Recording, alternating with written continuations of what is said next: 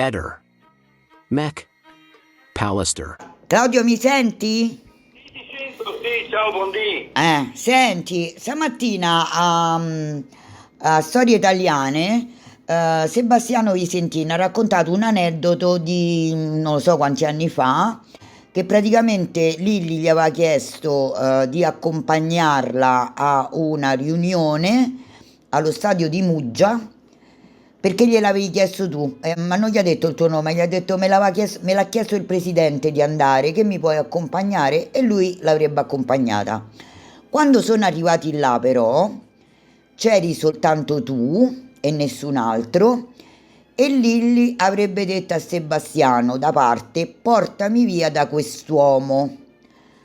Ti risulta che è successa questa cosa? Ti ricordi un fatto che è successo di un raduno allo stadio di Muggia?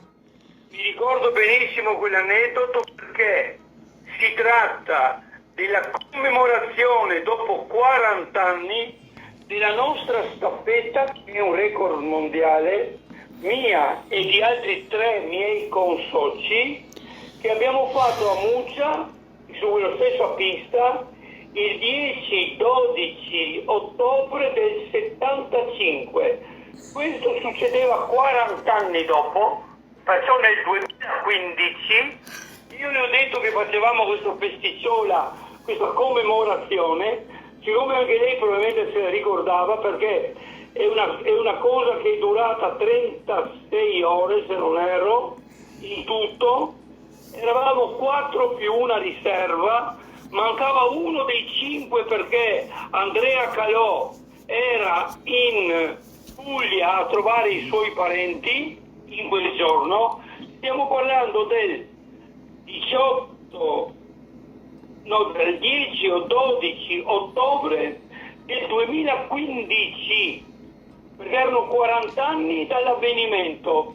Eravamo lì noi, cioè io, mia moglie, mia figlia, mi sembra con mio genero, lei e Sebastiano e gli altri ragazzi. Abbiamo fatto 1 o 2 giri di pista per commemorare quell'avvenimento e dopo tutti assieme, loro 2 anche Sebastiano e Liliana, siamo andati alla pizzeria alla Tappa, che dallo stadio di Muggia dista meno di 1 chilometro, a mangiare la pizza tutti assieme. Questa è la verità di quel giorno ed era 10-12 ottobre del 2015. Sul mio libretto c'è scritto quando noi abbiamo fatto quella staffetta 4 per 100 km, cioè ognuno di noi 100 km su pista. È una staffetta mondiale perché è una specie di record del mondo, non l'ha fatto mai nessuno. Noi l'abbiamo fatta in quella occasione e nessuno più lo ripeterà, perché trovare 4 deficienti, chiamiamoli fra virgolette, in grado ognuno di farsi da solo su pista 100 km, in un secondo che gli dà un cambio, un terzo che gli dà cambio al secondo, in un quarto e ultimo che dai il cambio al terzo e finisce 400 km di pista. Vuol dire qualcosa come la pista a 400 metri diventano 1000 giri di pista, 400 metri a giro, per capirci, 250. Allora non è vero che lei si è spaventata e ha detto portami via da Lei è quest'uomo. rimasta lì a guardare con noi tutti. Troverò, se serve, anche i testimoni, perché di questi 5 ragazzi 4 sono ancora vivi e vegeti, miei ex compagni di società di allora. Ecco, il marathon non era ancora nato ufficialmente, perché abbiamo ancora addosso la maglietta dell'ASCA, Associazione Sportiva Culturale Agegas, della quale tutti facevamo parte. Per cui Vabbè, una staffetta ufficiale fatta 40 anni prima, e nel 2015 l'abbiamo commemorata, perché 40 anni è un traguardo, sì, insomma, è un anniversario importante. Eravamo non tanti, ma una buona decina di persone. E tutti siamo andati a prendere la pizza alla Tapa, che è una pizzeria che lui conosce benissimo perché gli portava da sempre i coltelli affilati. E non solo, mi sembra, no? Pizzeria da tappa, E non solo, dico. Mugavecchia, Calita, non Mugavecchia, Calita di Santa Barbara, ecco, ed è esattamente sopra lo stadio di Muggia. Ok. Scusa, anche questa è un'altra delle enormi frottole raccontate da Sebastiano. Io all'occorrenza troverò gli altri ragazzi, perché non ci frequentiamo più di tanto, sono passati 40 anni, ormai presto 50, tra il prossimo anno sono 50 gli anni, per capirci, e uno purtroppo non c'è più.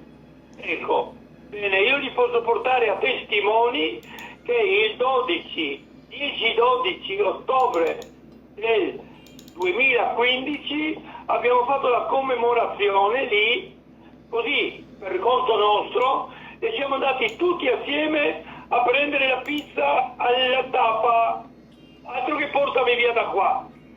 Altra bugiardata di Sebastiano, tra le centinaia di altre, ne ha aggiunta una gratis che faceva meglio non toccare il tasto, perché ha perso un altro punto, per capirci. Ok, ti saluto.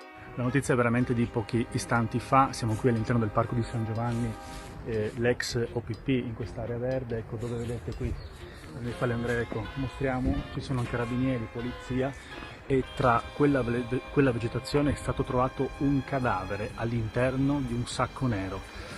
Le nostre fonti ci dicono che effettivamente potrebbe trattarsi di Liliana Resinovic, la donna di 63 anni che è scomparsa dal 14 dicembre scorso. Dunque le ricerche si sono concentrate qui, un cadavere è stato trovato, ora le ricerche sono proprio, le operazioni sono in corso in questo momento, vedete i soccorritori, e le nostre fonti ci dicono sì, potrebbe trattarsi del corpo di Liliana. Naturalmente è una notizia che dobbiamo confermare. Come avete sentito dalla sua stessa voce, Claudio Sterpin adesso sta finalmente molto meglio. Un'altra cosa andiamo a notare: quando a Trieste si diffonde che è stato trovato un corpo all'interno di un sacco nero è ancora giorno, ed è molto prima di quando Sterpin sarà chiamato a commentare la notizia, per cui quando lui usa la espressione "se in un sacco nero non va bene", potrebbe avere già sentito la notizia su Tele4. Infatti Ring quel pomeriggio era in diretta e ha commentato questo aspetto in tempo reale. C'è una novità insomma, piuttosto importante. Buonasera Gianluca. Buonasera Umberto, grazie della linea. Allora sì, è una notizia che sta viaggiando ovviamente in tutte le cronache triestine, perché è stato ritrovato un cadavere qui all'ex OPP di San Giovanni, un cadavere pare avvolto in due sacchi neri, uno che copriva la testa, uno che copriva il resto del corpo, con il busto scoperto. I pompieri stanno lavorando per aprire la rete e vederci chiaro. Ovviamente le cronache che ben conosciamo, tutto fa pensare, ma è da confermare, a Liliana Resinovic, la 63enne scomparsa ormai dal 14 scorso. Pare che questo cadavere abbia un giubbotto grigio chiaro, che indossa questo tipo di giubbotto, e la corporatura sia esile, e pare che sia anche confermato il fatto che sia una donna, quindi ovviamente tutto fa pensare a questo. Pare che anche il marito sia stato contattato proprio per venire qui, Sebastiano Visintina, ed eventualmente quindi effettuare il riconoscimento del corpo della moglie scomparsa. Ehi, non dimenticare di iscriverti a questo canale.